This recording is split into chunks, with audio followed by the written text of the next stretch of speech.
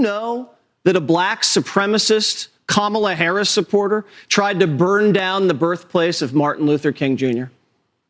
Isn't it odd that the media, who never saw a hate crime they didn't love, didn't cover this?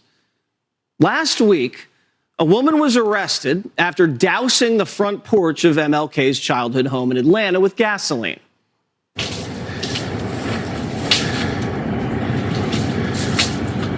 What are you doing? Like soap? What are you doing?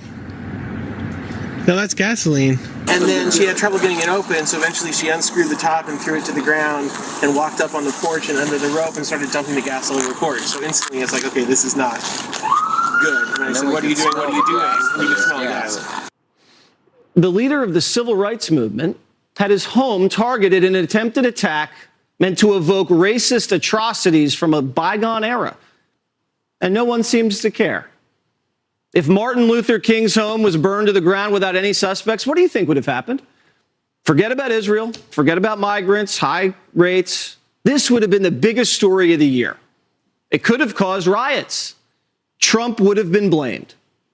Trump voters would have been blamed. It would have caused a reckoning like this country has never seen. Just last week, the media was predicting a Trump re-election would trigger a second civil war. But the suspect's black. A black woman tried to burn down Martin Luther King's house. So who is this woman? And why are we the only outlet investigating her? Well, the day before trying to torch MLK's home, Lanisha Henderson posted a picture of a Trump tarot card. He was dressed as a dictator, and the card predicted he would face judgment. Interesting timing.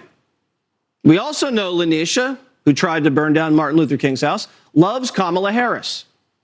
So what motivated a black Kamala Harris supporter to burn down Martin Luther King's house?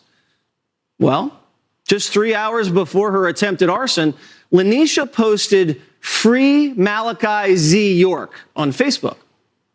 Who's that? York is a black supremacist cult leader whose goal was starting a racial civil war. York's currently serving 135 years in prison for child sex abuse, racketeering, trafficking minors across state lines.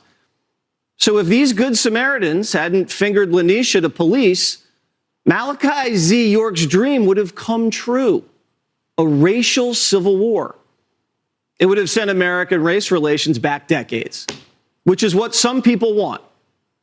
Even the judge of the case was suspicious, saying the whole thing made no sense. I'm extremely concerned about the randomness of this event. There does not seem to be any reason or tie to that particular location. And I do believe that based on that alone, given the complete and utter randomness, that she does pose a danger.